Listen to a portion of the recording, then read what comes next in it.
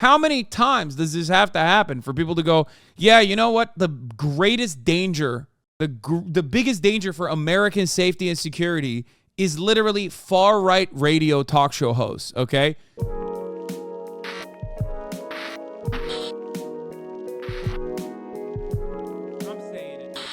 Really thought that I would see and have confirmed pictures of terrorists beheading children.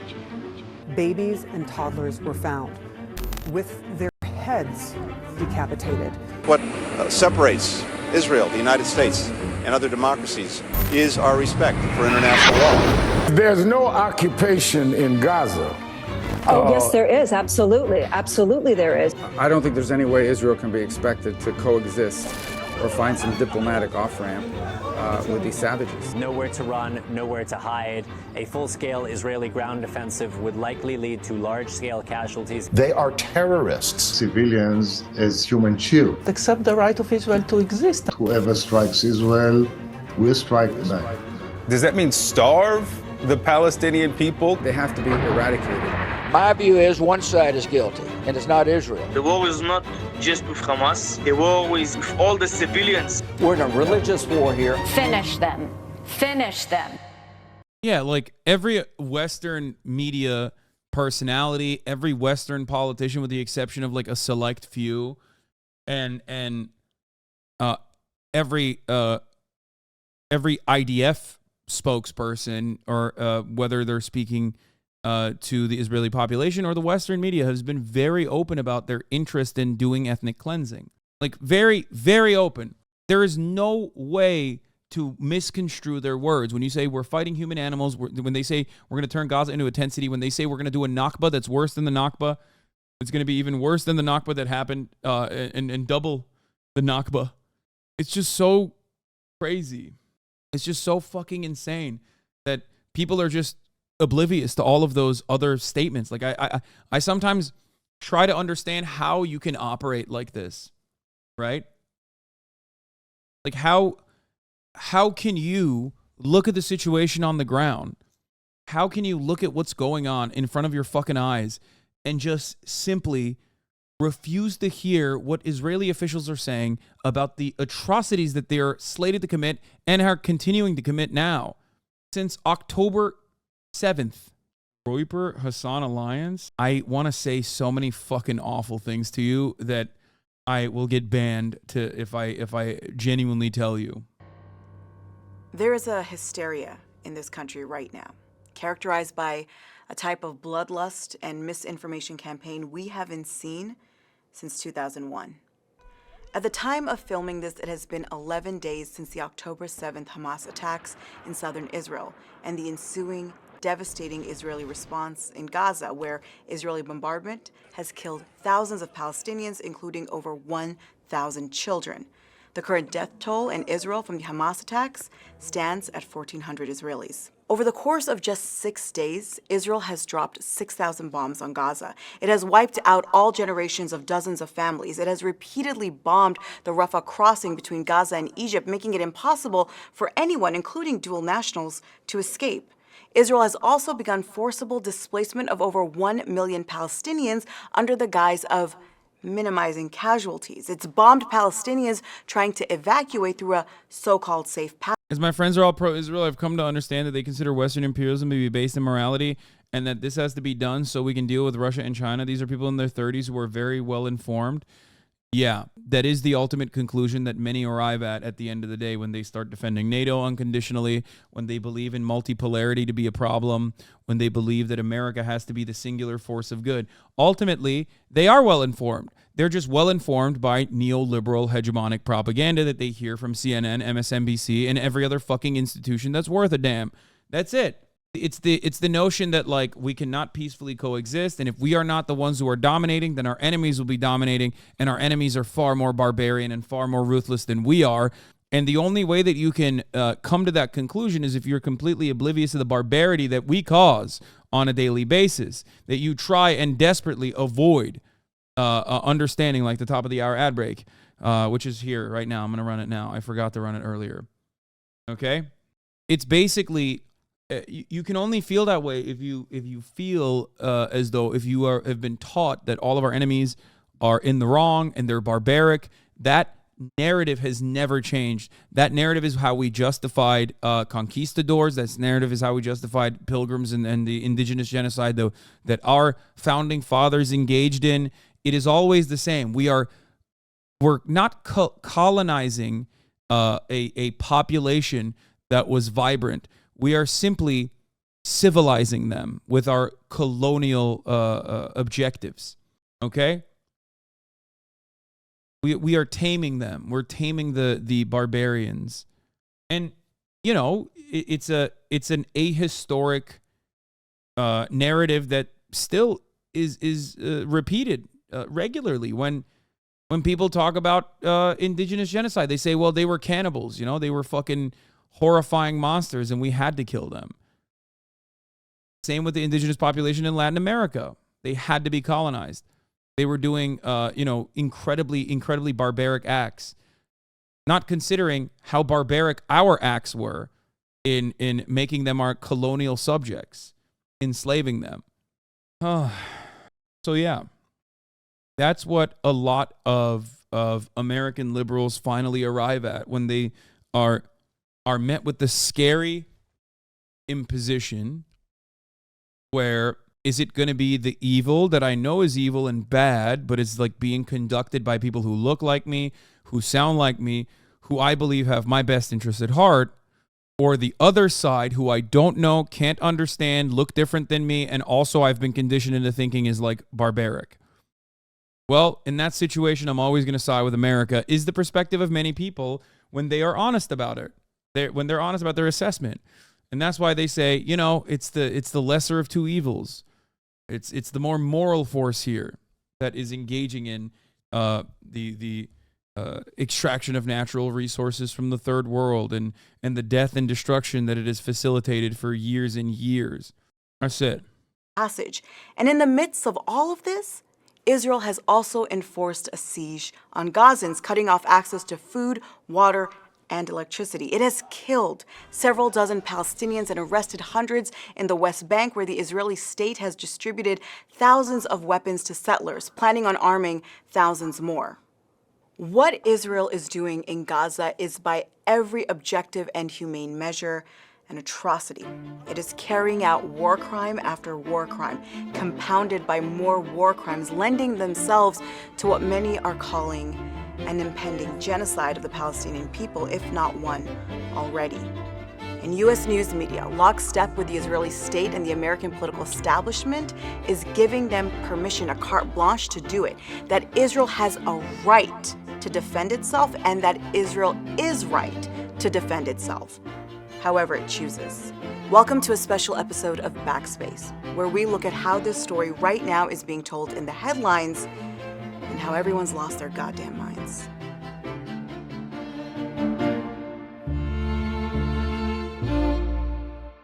In the pilot episode of this series, published during the 2021 Israeli assault on Gaza, we specifically looked at the type of language that is used in U.S. news media coverage that purposely obfuscates Israeli transgressions and the reality of the so-called conflict.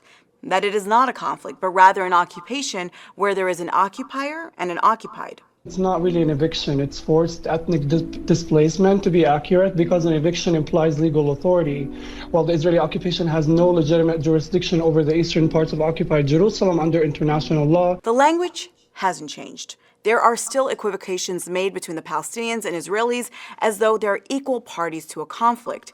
And there is still the complete removal of the context of decades of an occupation that is the source of all violence.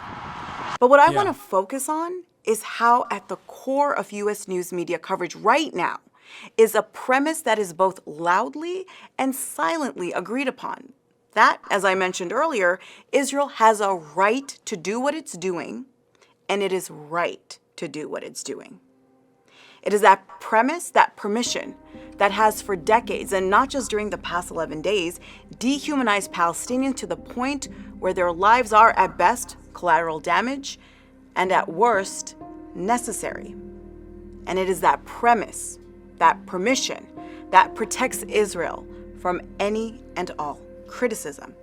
Well, the fact of the matter is that Hamas uses civilians as human shields. Yes. Unlike Israel, we use our weapons to defend our population. They use the population to hide their weapons behind them. So first we have to note that there are currently no American newsroom correspondents in Gaza because Israel closes access as soon as it launches an offensive. The correspondents we do have there, who are all Palestinians, are struggling to survive as much as all other Palestinians, risking their lives while struggling with access to food, water, and electricity. We took very little stuff, bro. We took whatever we could.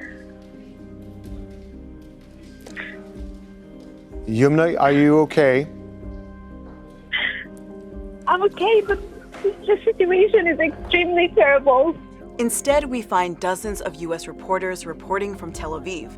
And that vantage point is reflected in the news. Reports from Gaza are limited, while the human stories from Israel are overwhelming the coverage despite the level of crisis and devastation in Gaza. We need everyone to help us, please. Bro, I've been live for 6 hours and 30 minutes. I walked away for 30 seconds on a video that is basically repeating every single thing I've said about American media. This guy waited for hours so we could say top tier reaction. Take it up with Al Jazeera. They're pretty fucking, I'm sure the journalists that were involved in making this fucking footage are probably perfectly happy with me playing this, even if I don't react to it wall to wall. I mean, dude, loser behavior to the fucking maximum, dog. Really, think about that. Think about that, dude. Last time he was in here was during drama, by the way. Goes to show you what this guy's opinion is.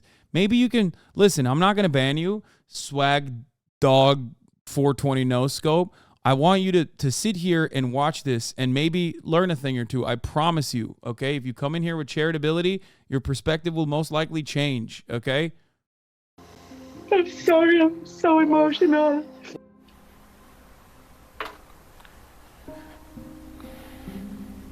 So they took to social media asking for 10 people to come to the funeral.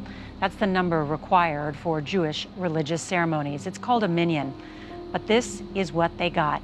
10,000 Israelis responded to share in the family's grief. What we find in U.S. news coverage is the humanization of Israelis, which was never in question anyway, through the further dehumanization of Palestinians, which depends on the premise and permission of Israel's right to violence. Can you explain Hamas is the elected government inside Gaza, what the relationship is in times like this between Hamas and the civilians, the people in these residential buildings who may be wanting to move to somewhere else? And so we see celebrated journalists forego basic journalistic practices and ethics, like, for instance, giving full deference to Israeli officials and the Israeli military who are presented as sober and objective interlocutors to discuss their own policies. Yes, she is. She is a fan of mine. Like the person who's policies of starvation, forcible displacement, and bombing. We have called on Gazan civilians to vacate the northern part of the Gaza Strip out of a concern for their safety. I'm a fan of hers as well. And according to the reports that I have, many Gazans are indeed heeding that warning, despite the fact that Hamas is telling them not to. We see journalists present unsubstantiated incendiary claims coming from Israeli state and military sources as factual, without any disclaimers. Yep. Consider CNN's Sarah Sidner, who was among many journalists to push the unsubstantiated story about Hamas fighters beheading 40 Israeli babies and toddlers, a claim that even Israel has refused to investigate. The Israeli Prime Minister's spokesman just confirmed babies and toddlers were found with their heads decapitated. And it was a claim that was used to push the Israeli propaganda campaign calling Hamas ISIS, a framing that has been used to justify the bombardment of Gazans. Hamas is ISIS, and just as ISIS was crushed, so too will Hamas be crushed. Because beheading babies, decapitated babies, spreads and catches on for a reason. It invokes ISIS, which encourages a specific justification and course of action. That needs to be seen in the context of the Israeli defense minister calling Gazans human animals. It needs to be seen in the context of decades of depictions of Arabs and Muslims as pathologically violent and barbaric. Even if you get rid of Osama bin Laden tomorrow, you're going to have dozens and hundreds of Osama bin Ladens all over that part of the world. And that's why 40 beheaded Israeli babies resonates so much deeper in an American media and political landscape than just stating the fact that several Israeli children had been killed. And it resonates so much deeper than the over 1,000 Palestinian children killed by Israeli bombs. Dead children are dead children, but U.S. coverage over the last 11 days has made it clear that they're not. Another example of what is essentially stenography for the Israeli military was this. That's NBC correspondent Richard Engel tweeting that the Israeli military had claimed that Hamas was behind the October 13th bombing of a so-called safe passage for Palestinians in the north to evacuate to the south following Israeli evacuation orders. 70 Palestinians were killed in that bombing, and the evidence we do have does indicate that it was from an Israeli airstrike. And then there was the October 17th bombing of the Al-Ahli Arab hospital in Gaza, which killed at least 500 Palestinians. While it was initially reported as an Israeli airstrike, Israeli officials and news channels started immediately pushing that the massacre had resulted from an Islamic Jihad rocket misfire. Immediately, most U.S. newsrooms began parroting this talking point without pushing back. You mentioned IDF said that they are looking into the incident, that it could potentially have been a Hamas misfire, if you like, of a rocket. So what's wrong with Engel's tweet or Ward's report? Well, it's emblematic of, again, what's at the core of coverage of Israel, not only in this moment, but always. The words of Israeli officials and military are presented as simply matter of fact. This is why I'm so frustrated about this, specifically the Al-Ahli hospital bombing. It's the fact that there is no conclusive evidence that verifies anything that Israel has said, and only evidence that has shown things that Israel has said to be wrong, including the inconsistent evidence that they pointed to on their own efforts to say this was the Islamic Jihad rocket that misfired. Not only is there no signature, no way to like map out the pattern of a rocket trajectory that misfired that you technically should see, okay?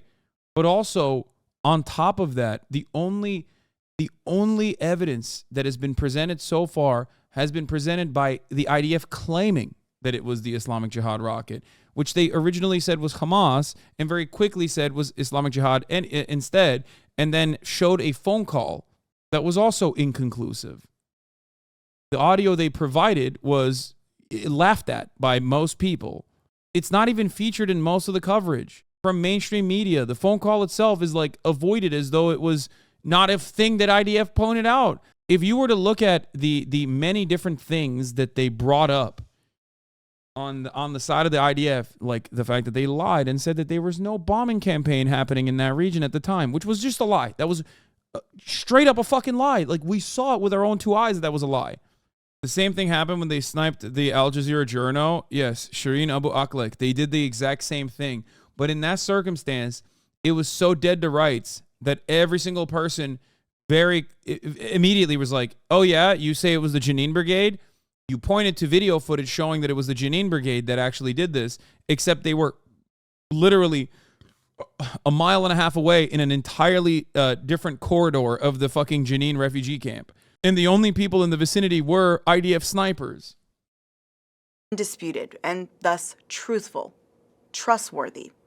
And the Israeli military knows this, using the same deny, distract, diminish playbook every single time. There is two sides. One side, the Israeli side, who wish and dream for peace, for optimism, for life, for dignity. And there is one side that cherish death, that cherish destruction, that brings destruction. Fundamentalism, extremist, you need to choose a side. It is worth noting that MSNBC's Ralph Sanchez offered a rare instance in all this coverage of what reporting on this type of situation actually should look like. There are instances in the past where the Israeli military has said things in the immediate aftermath of an incident that have turned out not to be true in the long. This is the only time that mainstream media was like legitimately truthful about this. It's true. Anyone that does not fucking mention that, anyone that does not mention that is so indecent. Like, they've done this so many fucking times. The IDF has done this so many times. So many fucking times. And for the record, the major problem here on the Hamas side is this. Okay? This part is also true. A senior Hamas official says nothing is left of the munition that hit the Ahli Arab hospital in Gaza City last week. This part is literally inconsistent with prior bombings that have happened. Usually you can find a piece of the bomb and provide it. Now, the other thing that I will say is they didn't even fucking go to the distance and like find what I was speculating originally, what I thought Hamas might do if they don't actually have the fucking bomb material. I thought they could very clearly provide a different bomb that was dumped in a different part of Gaza, and then say, hey, here, we found bomb material. Like, we found a piece of the bomb. It's not that hard to find fucking bomb material. Let's be real. But no, they haven't brought it up. There needs to be evidence. And I'm certain that there must be evidence. Any kind of artillery, any kind of shelling, any kind of bomb that they drop, there would still be evidence, okay? 6 days after Hamas accused Israel of bombing a hospital in Gaza and killing hundreds of people, the armed Palestinian group has yet to produce or describe any evidence linking Israel to the strike, says it cannot find the munition that hit the site, and has declined to provide detail to support its count of the casualties. Within an hour of the blast, the Hamas-run Gazan Health Ministry accused Israel of attacking the Ahli Arab Hospital, a medical center in Gaza City. The allegation was soon denied by Israel, but quickly accepted and amplified by Arab leaders across the Middle East, setting off unrest throughout the region. But in the days since, new evidence contradicting the Hamas claim has emerged. The Gazan authorities have changed their story about the blast. Spokespeople have released death tolls varying from 500 to 833 before settling on 471. The Hamas-run Health Ministry has also declined to release further details about those 471 victims. All traces of the munition have been seemingly vanished from the site of the blast, making it impossible to assess its provenance. Raising further questions about Hamas's claims, the impact site turned out to be a hospital parking lot and not the hospital itself. On Sunday, Hamas turned down requests from the Times to view any available evidence of the munition it said had struck the hospital, claiming it had disintegrated beyond recognition. The missile is dissolved like salt in the water, said Ghazi Hamad, a senior Hamas official in a phone interview. It's vaporized. Nothing is left. This part is a little ridiculous. This is if it's a fragmentary bomb, there will be no shells. What do you mean? There will be fragments. There's no way that there's no way that a bomb fully disintegrates. Okay? That is, I mean, you have to be honest about it. That part is actually very suspicious. Salama Maroof, the head of the Hamas-run government media office, said in a text message, "Who says we're obligated to present the remnants of every rocket that kills our people? In general, you can come and research and confirm yourselves from the evidence we possess." See, that part is not mentioned in the fucking silly-ass lead, in the title here. But the reality is that, like, they are open to third-party investigators, whereas Israel is not. For Palestinians, the accusation of Israeli responsibility for the blast has cemented the perception that Israel's response to Hamas-led terrorist attacks has been disproportionate and vengeful. The Hamas-run Gazan Health Ministry says the Israeli strikes have killed more than 4,300 Palestinians, 40% of them children, and the high reported death toll has undermined international support for Israel's counter-attack. Sorry to keep repeating this, but I think it's important for you to know. That's why the liquid fuel we use is used in really tiny quantities in the engine. Also, I worked in the Navy on a 5-inch gun operator. I absolutely believe that the damage to the Al Ahli Hospital is consistent with high explosive airburst artillery fire. Credentialed 6-year veteran in the Navy as a fire controlman on the MK-34 GWS. All it takes is seeing Palestinians as humans for someone to understand the truth. My religiously far-right mother recognizes Israel is wrong only because she volunteered to help Palestinian refugees in Jordan in 2007 and saw even then how bad it was. Yeah, that's it. Like, anyone that fucking covers what's going on in Gaza, if they actually did a birthright style trip to Gaza, they would know. They would understand it so quickly. If you can't fucking empathize with these people, you should see the way that they live. You should see the conditions that they're forced into. And then you'll understand. Then you'll really understand. And then you'll never stop being angry for the rest of your fucking life. There are so many fucking people, okay? So many people that have gone into Gaza, from Anthony Bourdain to Daniel Day-Lewis to all these like random celebrities in Hollywood that have actually been to Gaza, and their perspective is forever different, okay? I mean, I'll tell you this much.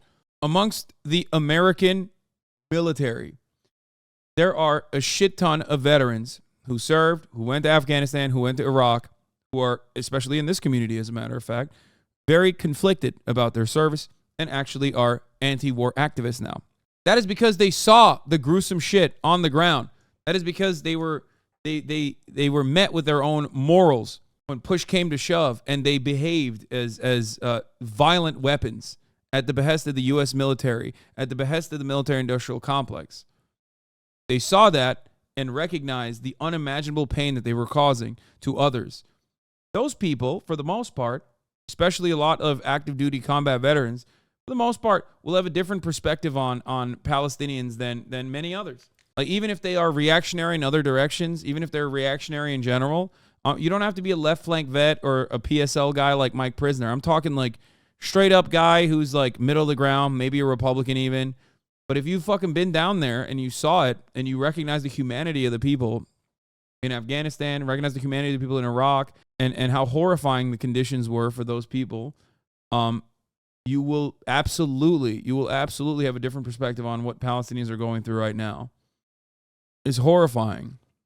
Long run. And the one example I'll give you is that when the Al Jazeera journalist Shireen Abu Akleh was killed in the occupied West Bank, the Israeli military initially said that she was killed by Palestinian gunmen, and it was only months and months later that they admitted that it was likely an Israeli soldier who fired the fatal shot. Now, while the number of Palestinians killed in Israeli bombardment continues to rise at a striking rate, U.S. newsrooms haven't really given space to those demanding a ceasefire, a parallel to the position the United States government itself has taken. Here's CNN's Jake Tapper speaking with Nikki Finish-Them-Haley about concern for Palestinian civilian life. Do you think the U.S., Israel, Egypt needs to be doing more to help these innocent Palestinian civilians get out of harm's way? Although you just heard Jake Sullivan say one of the problems is Hamas is keeping the civilians in Gaza. They don't want them to leave. Throughout the segment, there is no mention of a ceasefire, which would certainly take civilians out of harm's way. Citing Biden's national security advisor Jake Sullivan, Tapper also places the onus on Hamas for what's happening in Gaza, not the country that controls Gaza and has been carpet bombing it. Because again, the premise is silently agreed upon. Israel has a right to defend itself. Israel is right to defend itself.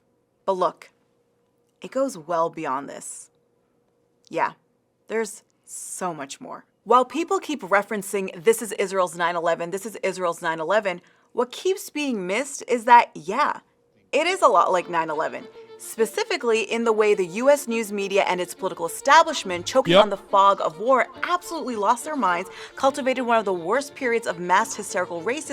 It's wild to me that like that is one of the craziest parts about it. But I guess it's just because it's white supremacy, you know, and it's a comfortable, like, Americans are far too comfortable in that category. You know what I mean? They're so good at playing this familiar field, right? It is very frustrating to see how quickly they got into that skin, that post 9/11 glow, how quickly they jumped to it. Kind of wild. And gallivanted into two of the bloodiest wars of the past century, leading to complete destabilization of entire regions and millions dead. We have editorials from leading papers calling to stand with Israel against war crimes as it carries out horrific war crimes. We have op-eds by professors calling their students anti-Semitic and imploring employers not to hire them because they stand against the Israeli occupation. And by the way, I just want you to know something. Like, at this point, it's not about like, oh, you're not engaging in proper condemnations, right? I need you to understand something. This guy got fucking replaced as the editor-in-chief of eLife, the journal, okay, the funder researcher collaboration open access journal for research in the life and biomedical sciences, for retweeting The Onion piece that calls out the indifference of the lives of Palestinian civilians. Okay? This was his tweet. Dying Gazans criticized for not using last words to condemn Hamas. The Onion speaks with more courage, insight, and moral clarity than the leaders of every academic institution put together. I wish there were The Onion University. Like, at that point, I need you to understand something. At that point, this is not about like, oh, you didn't, deal with the situation with the proper carefulness that it demands.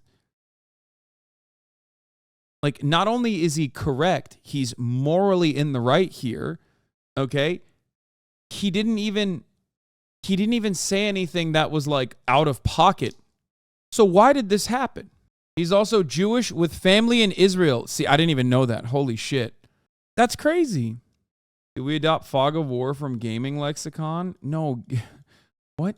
No, gaming lexicon adopted fog of war from fog of war. From war. What the fuck? Oh my God. Twitch audiences are so brain broken. God damn, spell out my name. I'm proud of you for being the most gamer in here. Nobody has ever been as gamer. Anyway, I didn't know he was Jewish and had family in Israel, but ultimately, it is ridiculous that this is what gets you possibly removed from your position. Okay? Upstairs, I think my mom is drilling something. Anyway. Yeah, I mean, Felix is right. Exactly. Nothing anyone ever says will ever be measured, qualified, or even handed enough for people making demands of you. There's no perfect set of words that will save anyone from this stuff because it's not about that. No one's offended. They just want you to be afraid. That's it. You should never say anything about Israel unless it's like literally, unless you're basically, unless you're a fucking political commentator who doesn't even have any like advertisers or anything. You know what I mean? That's the point. Every sane person on earth is horrified and traumatized by what Hamas did and wants it to never happen again. All the more so as a Jew with Israeli family. But I'm also horrified by the collective punishment already being meted out on Gazans and the worst that is about to come. This is on the 14th. The Onion is not making light of the situation, nor am I. These articles are using satire to make a deadly serious point about this horrific tragedy. Then you could have said that instead of mocking and ridiculing Israel's pain. Empty words. For 7 days, you haven't tweeted a single time words of support for Israeli researchers, some of which lost kids and friends. And now you dare give us military advice from a privileged position of safety. What a moral bankruptcy. I mean, what the fuck are we doing? What the fuck are we doing? What are we doing collectively in the Western world? What are we doing? It's so, the moral bankruptcy that we are facing as we clap like fucking seals for an active ethnic cleansing campaign. Disgusting to me. Absolutely disgusting. Here, look at this fucking baboon. They're digging their tunnels deeper. More arms shipments are coming in, and all Israel is doing is launching airstrikes, which then Hamas films, and then so-called civilians crawl out of the rubble and they hand the tape to Al Jazeera, and the Arab world explodes. This is so funny because what he's doing, no, that's like, what he's saying is literally, like, he thinks he's spitting right now. This was like Pallywood takes from like 2008. You know what I mean? He thinks he's him. This is not new. This is not clever. This is literally old propaganda that he's rehashing. And guess what? In 2008, many people were unfamiliar. And I think the situation was heavily in favor of Israel in general. We're not there anymore. Everybody's got a fucking phone camera. The whole like Pallywood narrative makes you look like a fucking asshole, okay? So bad. They're digging their tunnels deeper. More arms shipments are coming in, and all Israel is doing is launching airstrikes, which then Hamas films, and then so-called civilians crawl out of the rubble and they hand the tape to Al Jazeera, and the Arab world explodes. Yeah, classic, dude. Fucking classic take. So gross. I swear the bots are out on Reddit. I just refuse to believe so many bloodthirsty people are out there. I think what you should not lose sight of is how many people are taking it to the streets. That's important. Against apartheid. We have billionaire CEOs seeking to ruin the lives of students who wrote a letter akin to the Haaretz editorial blaming the Hamas attack on Benjamin Netanyahu. MSNBC removed its 3 Muslim anchors from the anchor chair. Reuters declines to even name Israel in its statements about the killing of one of its journalists, Issam Abdullah. The State Department has asked its diplomats to not use the terms ceasefire, de-escalation, and restoration of calm, an approach adopted by U.S. news media. President Joe Biden is taking talking points from Netanyahu and lying about confirming images of 40 decapitated Israeli babies. Marches in solidarity with Palestinians against the Israeli bombings and siege and occupation are being called pro-Hamas rallies. The FBI and ICE are visiting Muslims and Palestinians at their homes, at mosques. And before the Israeli government began pushing the Al-Ahli Arab hospital bombing as a result of rocket misfire, the Pentagon supported and justified a hospital as a legitimate target. It should be very clear. Yeah, this is the funniest part about it, is that like America was already on board, even if Israel did 100% without a shred of doubt bomb that fucking hospital. They said it. They said it the morning, just like that other guy, the fucking social media guy. That Hamas is the one putting Palestinians or those in Gaza at great risk. I mean, they are putting their command and control units inside hospitals, inside areas where there are innocent civilians. And the United States isn't alone in this cravenous hysteria. Canada, the United Kingdom, France, and Germany have all joined in to give Israel a carte blanche while pushing their anti-Muslim, anti-Arab, and anti-Palestinian rhetoric and policies into overdrive. We spoke about several demonstrations across Britain during which people voiced their backing for Hamas. We accept that this was poorly phrased and was a misleading description of the pro-Palestinian demonstrations. But do you condone what Hamas has done over the past 24 hours? Listen, why is it the job of the occupied to come and condone or condemn or protect security of its occupier? And so when a 6-year-old Palestinian American Muslim boy, Wadi al-Fayoum, is stabbed 26 times by his mother's landlord, who was concerned about the non-existent global day of jihad. As far as I understand, that man was not Jewish, by the way. Just a fucking dude who was radicalized, even if he was, by the way, not because he was Jewish that he did this hate crime, but because he was radicalized by fucking far-right Fox News. That's what they fucking said. Just like I told you. I told you. Yeah. People said that he fucking lost his mind watching fucking Fox News. How many times does this have to happen for people to go, yeah, you know what? The greatest danger, the biggest danger for American safety and security is literally far-right radio talk show hosts, okay? It's not fucking Muslims against Jews or anything like that. It is the stochastic terrorism that comes from far-right Fox News and far-right radio talk shows, okay? And I told you before it happened. I told you. Jews in America should never fear Muslims in America. They should fear white supremacist neo-Nazis. Same goes for Muslims. Muslims in America should never fear Jews in America. They should fear white supremacist neo-Nazis. Those are the motherfuckers that are contributing to damn near every single fucking domestic terrorism act here in the United States of America. That made headlines across the country. Who are we blaming? Are we blaming Hamas? Or are we blaming a media and political landscape that decided that the greatest lesson from the mass hysteria following 9/11 that led to some of the greatest civil and human rights violations? Actually, good take for once. Yeah, this is my first time I've had a good take. Thanks, man. My man's an actually good take for once, to a take that I have had in perpetuity, I think. First good take, boys. We got it. Violations in recent history was to repeat it? U.S. news media, long a stenographer for U.S. foreign policy, is once again washing its hands in blood while giving permission and protection to unrestricted Israeli violence against Palestinians. The coverage of the occupation has to change. The coverage of this current devastation has to change. Not changing it is complicity. Complicity in what we have allowed and are allowing to happen to the Palestinians. You are genocide supporters. You are not welcome here. Genocide supporters. Yeah, that man spat. Like, he was 100% correct on that.